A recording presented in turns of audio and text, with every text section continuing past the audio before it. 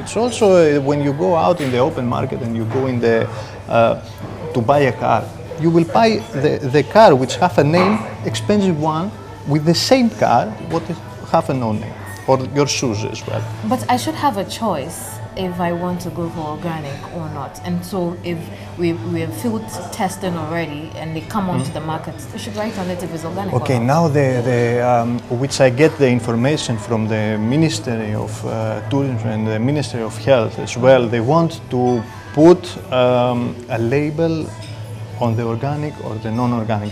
They have to, because me as a producer of this, I have to know which items I work with.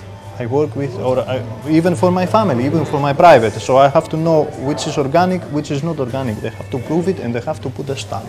It's my opinions. I don't know if they want to do it. But should we be ready as consumers to pay more for organic food if we ask for it when we come to the restaurant? Okay, I think in the beginning of it, obviously the price will be higher. But I think when they start the wave to consume it more in the country, obviously we will have the same price. I hope. Thank you very much, Chef Nick, for letting us into your kitchen. Chef Nick Koulousias is a Greek chef here at Alisa Hotel, and he's been sharing his perspective on genetically engineered foods as against organic ones with us on Talking Homes. I'll be right back.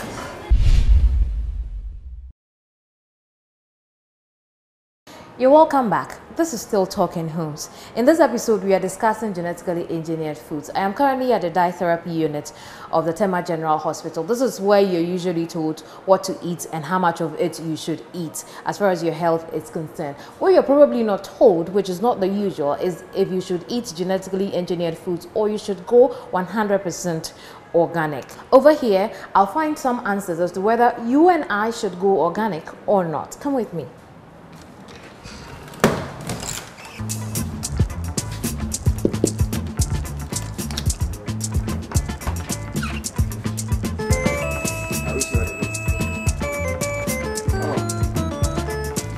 Welcome. Thank you.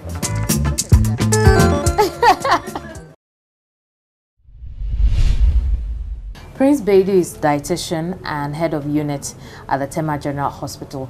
Thank you very much, Prince, for giving us some time. How do dietitians and nutritionists view genetically modified foods? Okay. As dietitians, genetically modified foods are seen in two lights. And with the work we do, we try as much as possible. It's like we are arbiters. We are in between, trying to bring into the terms of anyone in the context of their eating. So if someone wants to eat in this direction, how best can a person eat? So we view it, if I may say, in an indifferent manner. We have a whole lot of engineering that are done to foods. And GMO is, if I may say, a deliberate act. Okay, but over the years there have been, like over Tampacon, the big bananas we have. They are sort of a breeding system they use to get the best of qualities from the conventional fruits and cereals and roots that we have. And is that bad? It's not bad. It's not bad. Actually, the problem has been multifaceted. Like you have someone, is GMO food good? You go to the market and you ask them. One, the question you are asking, many people don't even know what the GMO food is about. Maybe they've heard somebody talk about it on radio, or they've heard someone mention it in passing. What actually it is, they may not know. So somebody say, oh, is it different from what I eat? Said, oh, somehow different. Then okay, then I like what I eat. So that one is bad. There are two key aspects of GMO. We have what you call cisgenic, I hope I'm not too technical over here, but we have the cisgenic and transgenic.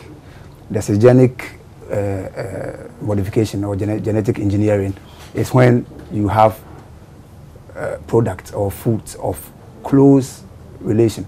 Like you have beans, you have the black eye, then you have maybe Bambara. There's a trait in Bambara Bambara beans that may be good for the black eye bean. So you take that gene, you bring it to the black eye, and maybe the black eye bean. And that's kind of genetic engineering is called cisgenic. Cisgenic. Yes, closely related organisms. Okay. Then we have the transgenic, where it may not be, they may not be close. Let's say the jellyfish, you see, they glow. And there's a work that has been done on jellyfish and some kittens. They can glow. And I think that is what a lot of people fear when it comes to food. Yes, so that's the transgenic. Is that the transgenic? Yes, and the fear is justified. So the question is, has there been enough work to allay this fear? And that is what, as I said, we are still studying to come to a conclusion. But all the various concerns people are raising are things that we should be taken on board and must be addressed properly. I sit here, someone comes, I give a particular meal plan to address a particular sickness. Then the person goes and doesn't eat because he's afraid that the food may harm him because it's GMO. What would have been an issue? Because I work with end product of food. If there's bad perception about food, it will affect my client. And eventually, I will be doing no work because it's food I work with. Then if people's perception about the same food they are going to eat is bad, then it will eventually affect the health, the nutritional health of the country. Right. So those are justified. And I think as the deliberations are going on and we are doing a lot of work, we should take every research serious, put them together, and come out with a proper scientific consensus.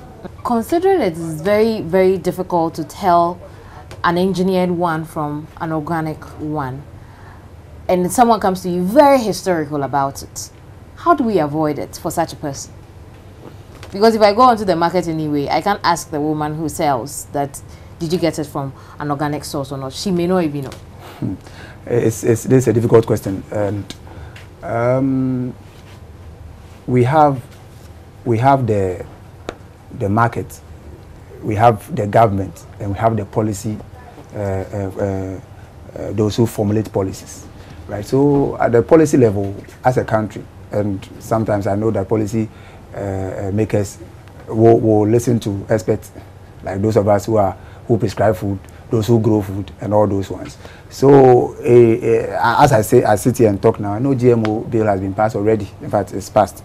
It's the Plant Breeders Bill that is still in Parliament and it's in the consideration stage. So the regulated, like FDA, Food and Drugs, will come out to say that if you have done transgenic, write on it. Like today we do. If it's 5% alcohol, write 5%. If it's 7%, write 7%. That will be a regulatory point. For me, all that I can do is to... How about labeling? Yes, labeling is a requirement, a regulatory requirement. Right. So before, if a food comes in, and I know FDA may have the protocol by now, that if it is a GMO, it must be specified. And if it's transgenic or transgenic, it must be specified. Right. I must say here, as a Ghanaian dietitian, that it is not compulsory that you should have exotic vegetables. Right. Sometimes when you go out and you ask, do you take vegetable? And the perception is carrots, cabbage, spinach. We have a lot of vegetables ourselves. We have the goma, leaf, our boko boko, and most of our vegetables are cooked. Right. So once it's cooked and not overcooked, even though a bit of the micronutrient may be lost, if you eat it in high quantities, you are likely to have all your micronutrients requirements. I see. Right, yeah.